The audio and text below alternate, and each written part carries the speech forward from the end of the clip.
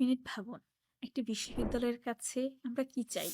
একটা ছিমছাম রুম, একটা বেড, একটা টেবিল, ফিক্সড ক্লাসরুম, নিরাপদ ট্রান্সপোর্ট, পর্যাপ্ত রিডিং স্পেস, লাইব্রেরিতে পর্যাপ্ত বই, অসুস্থতায় সুচিকিৎসা। কি অবাক লাগছে? একজন শিক্ষার্থীর এই সুবিধাগুলো আবার আদায় করে নিতে হয়? হ্যাঁ, আপনি ঠিক ধরেছেন।